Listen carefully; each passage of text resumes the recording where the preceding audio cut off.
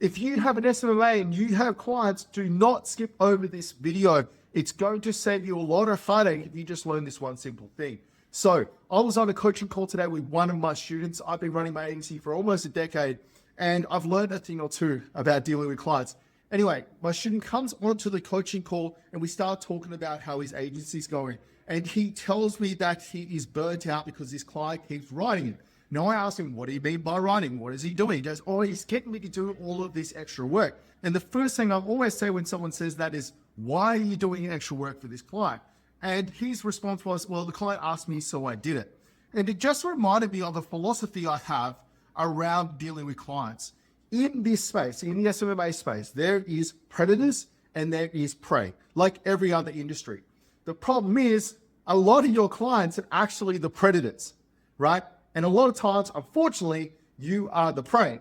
So what tends to happen is you get a client that's working in the trade services sector and they're used to dealing with other high energy people, high intensity people, other predators, and they're used to getting their way by basically forcing people to do things for them. So they look at you as someone that's new to the space, a little bit passive and timid, and go, wow, I can get a lot more work out of this guy if I just tell him what to do. Now, the secret to not being preyed upon is to be a bigger predator yourself. Now, you don't want to run your agency as an apex predator and just take advantage of clients and take advantage of all the prey out there. You don't need to do that. I am a very easygoing, relaxed guy, very chill guy until it comes time to deal with clients and clients' requests. So effectively, most of the time I'm a sheep, right? If you use the sheep and wolf analogy, most of the people around me are predators. Now, how do I not get eaten as a sheep?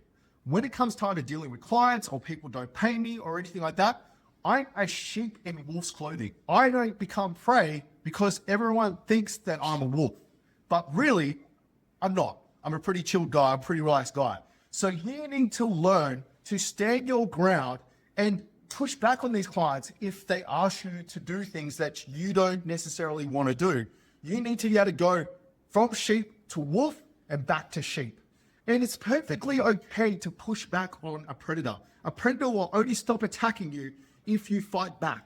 So if you're worried about losing your client because they've asked you to do something and you don't want to do it, trust me when I say, if you just push back a little bit, it will stop and your client relationship will get better. Now, if you like tips and tricks like this in the SMMA space from someone that has almost a decade of experience, make sure to follow.